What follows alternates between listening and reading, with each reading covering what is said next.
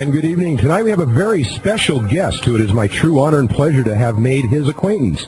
He's considered to be one of the most knowledgeable experts on the Vatican in the world, and he's going to talk about tonight to us something that is both timely and relevant to many issues in the world today. Although this program tonight is not about UFOs, it's about intrigue, prophecy, geopolitics, and the New World Order. And something that's on everyone's mind as we rapidly approach the end of this century and the end of the Millennium Endgame, a term that my guest has used to describe the tour de force of what may be happening today in this crazy world. But more importantly, it's in the midst of all of this, we're going to find some events of supernatural proportions that appear to be directly linked. That is a connection to the apparitions of the Virgin Mary to three young visionaries in a cove in Portugal from May to October 1917. And we're going to talk about that tonight, and his latest book that was published, Windswept House. It's out there on the market on major bookstore shelves as we speak, and it's a very interesting book. So without further ado, I want to introduce my guest tonight. He is, first of all, a very eminent theologian, expert on the Catholic Church, former Jesuit and professor at the Vatican's Pontifical Biblical Institute. He's the author of the national bestsellers Vatican, The Final Conclave, Hostage to the Devil, and the Jesuits. He was trained in theology at Louvain. There he received his doctorates in Semitic languages, archaeology, and Oriental history. He subsequently studied at Oxford and at Hebrew University in Jerusalem. From 1958 to 1964, he served in Rome, where he was a close associate of the renowned Jesuit Cardinal Augustine B. and Pope John the 23rd. He now lives in New York City. He's also an exorcist, and it's my pleasure again to welcome to the program tonight Malachi Martin. Good evening, Malachi. Good evening, Michael, and thank you for those very, very kind words. Well, thank you for being on the program. It's a pleasure to have you. It's a pleasure to be with you, I assure you. Okay, well, unfortunately, an hour, we're going to have to cram a lot in here, but... we'll do that under your peerless leadership. Okay, here we go. First of all, what attracted me to you was the book, The Keys of This Blood, which was published in 1990. That's right. You have seen, in your connection to the Vatican over the years, you've seen quite a bit of action, if you will. That's right. A lot of people are concerned or curious in the world about the Fatima apparitions. Can you give us a brief overview of what happened there? Well, what happened there was that 75,000 people gathered in a field on the October 13, 1917. 75,000 people from all over Europe, some from the United States, but mainly from Europe. And there were photographers and journalists from all over Europe, and cameramen. And precisely at 12 o'clock, the sun started dancing in the sky. There's no way of denying this because so many people saw it and so many photographs were taken. Previous to that, it had been raining all day and everybody's clothes were wet. All of a sudden, every bit of clothing was dry, as if it had just come back from the cleaners, dry and fresh and smelled beautiful. This is all attested by people who don't believe in God, or who have no belief in the Catholic Church. They just saw it happen. And then the sun started bending down as if to shoot against the crowd in all its colors, and then retiring again. And these gyrations went in for 1/4 of an hour, and then suddenly they all stopped. And the sun shone normally in its zenith. And that was the end of it all. That was the miracle at Fatima. Now, the three children, there were three young children, all of them under 10 years old, who announced this, said that the Virgin Mary was going to appear to them on that day, not to the crowd, and she was going to make a promise to them, and she did. And she gave them 3 secrets. And the first 2 secrets they revealed to the world. The third secret was written down on a sheet of notepaper and finally sent over to the Pope in Rome in the 1950s. And it was supposed to be opened in 1960 by Pope John the 23rd, and the conditions laid down in that letter, apparently the letter contained conditions laid down by the Virgin the Pope was supposed to obey. The Pope decided not to obey. And the secret then was put away and hidden. It has been read by Paul VI, Pope Paul VI. It has been read by John Paul I. It has been read by John Paul II. It's been read by Cardinal Ratzinger. I read it under privilege, and I'm under oath about it, not to reveal the exact details of it. It's not a pleasant document. It's a very unpleasant document to read. And that's where the Fatima thing stands at the present moment. Okay, now, real quick, What is a secret? We know what a secret is today, but I understand that the meaning of a secret in this context is a little different. Yes, it is. It means it's something which is reserved for a certain privileged people or certain people with access. It's like, it's more or less what we call a secret confidential document for which you must have a clearance in the State Department, say. That's sort of a secret.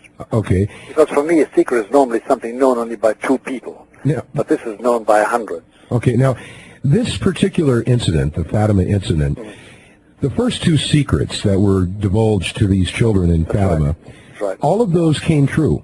They did. The Virgin predicted the Second World War and the timing of it. And she also predicted, or she revealed to them what hell was like. Those were the two secrets she revealed. The third secret was a description of miseries, disasters that would take place unless certain conditions were met. The Pope of 1960, John the 23rd, refused to meet those conditions.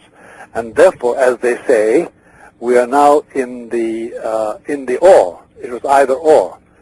So the chastisements, these disasters predicted in the third secret, are about to be loosed on us all, according to the Fatima doctrine. Okay. How does this third secret of Fatima have to deal with the New World Order? Well, the third secret, interpreted on its face value, without going into the details of it, implies that the New World Order now being installed, in fact, between you and me and the Holy Spirit, Michael, it is installed in its grand lines now, is definitely something that will not last and that is unacceptable to God. Briefly, it means that. Now, because this New World Order is built on money, it's built on the regulation of capital and the flow of capital and the flow of capital goods in the hands of an elite outside of which no country or nation can live. Witness how quickly North Korea has been brought to heel. Having threatened us with missiles 2 years ago, they're now suing for participation in trade because they're going to die. No nation can live without participating in this New World Order. And that is the genuine, that's the nuts and bolts of the New World Order. And it has several organs, of course. It has the Bureau of International Settlements, composed of the presidents of the big central banks. Mr. Greenspan is a member, for instance. But it means that, for instance, our Congress and Senate and President, the executive and the legislative, will not be making certain decisions. They will be fulfilling certain decisions imposed on them from outside. This is one of the prices we pay. The third secret implies that this is the very opposite of the kingdom of God. Now, in 1990, you published The Keys of This Blood. And again, like I said, this is the book that kind of turned me on to you. Yes. The subtitle of this book is Pope John Paul II versus Russia and the West for Control of the New World Order. That's right. This stuff that you're saying, and of course the book, and I've stated that this book is a very timely piece of current events work. You've done a very good job with it. Kind of boil this down for us. How does Russia and the United States and the Pope figure into this grand design, if you will? Well, I'll tell you, Michael, it comes down to this, that both of them can't win.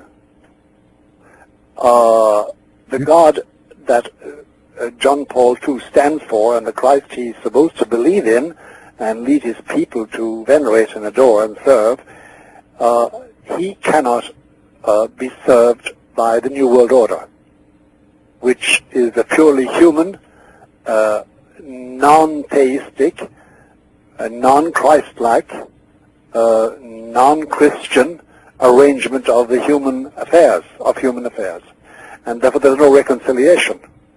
Now, John Paul II, over the time, he has modified his dealings with the New World Order, and because the New World Order has progressed considerably since 1990, and he has modified, it's now almost 6 years, he's modified his attitude and his policy towards it, but it still remains irreconcilable. Is it all anti-Christian? Not much anti-Christian. it abstracts from Christ's salvation, it abstracts from heaven, it abstracts from morality based on revelation. For instance, you take the European Union, which is a linchpin in the New World Order. The European Union is going to be finally a monetary and financial unit, however they achieve it, by 2002. Now, but there are laws there that are totally irreconcilable with Christianity as well as Catholicism, and they're imposed on all members. Some people would say, listening to the program even, there's non-Christians and Christians listening to the program. Sure. Some people would say, well, what is the nut here? What makes the Christian perspective on this thing the accurate spin? Well, that depends on faith and belief. Actually, I can answer that in an indirect way, Michael, in the following way. There is no organization. I'm talking about organization as such. There is no organization parallel to the Roman Catholic Church. It has 1 billion, almost 1 billion nominal members spread over the entire world, literally. It has an organization, a responsible machinery in all those countries. True, the practice of the faith by many people is low, but still it's there as an organization. It is very, very well run. It has an enormous diplomatic panoply. For instance, the Pope himself has 117 ambassadors from 117 countries on Vatican Hill. Now, do you think they're there just for the love of the beautiful statues? No, they're there because there's a value and a prestige and a power in that worldwide organization that they covet, be it to launder their money through the Vatican Bank, be it to have a neutral ground on which to discuss their affairs, as the Palestinians and the Israelis did in the past, and as we did with the Soviets in the past, and as we've done with the North Koreans, and as many people do. They also have their own, the Pope has his own representatives in 85 or 86 countries, fully fledged ambassadors. And the Catholic Church is an observer, an entitled observer at the United Nations, where it has a representative, a permanent representative, and a permanent mission. And it's also in the European Union. So it's fully recognized as a full political entity. It is. It is a sovereign state, even though it's 110 acres. It's golf park size. But still, it is fully recognized. It's chiefly, though, its prestige. And it has a very respectable portfolio, by the way, running into the hundreds of billions of dollars, invested in every sector of human life today, industrial, etc. Okay, now... So it is a power. And the answer to your question is indirect, but it's an answer. Today, for instance, as regards John Paul II, there is a very strong wish on the part of many governments and many organizations and many powerful foundations, by the way, in the States and in Europe, to get John Paul II to resign. Why? Because he's not being cooperative in, say, the question of population explosion. Yeah, well, he's a thorn in the side to some of these. And therefore they want him to resign because there are candidates for Pope who would be much more conniving, much more complacent with the modern idea of limiting populations. And why do they do that? Because if they can get a Pope who is complacent as regards the limitation of population and as regards the new system of education, the homogenization of education throughout the world, which is the plan, as we all know, the new educational plan, if they can get a Pope complacent in those new frameworks, then they have at their disposal this a worldwide institution, sure. Throughout the world. A geopolitical institution. Exactly, and which, by the way, is a great social stabilizer. I always give people this image, Michael, and it's worth giving him a moment to explain it. Supposing tomorrow morning the Catholic Church ceased to exist. No more seminaries, no more cathedrals, no more churches, no more convents, no more popes, no more bishops, no more nothing. You know what would happen to our civilization? It would collapse. Why do you say that? Because it fulfills a role, a socio-cultural role, that it can't be replaced overnight. If overnight, in the hypothesis I give you, it disappeared, there would be a big black hole. Interesting. Great chaos and confusion. Okay. It fulfills a role, and therefore there's a strong desire to have them help them. This shows power, and the geopolitical power of the papacy was never more manifested than with John Paul II. He's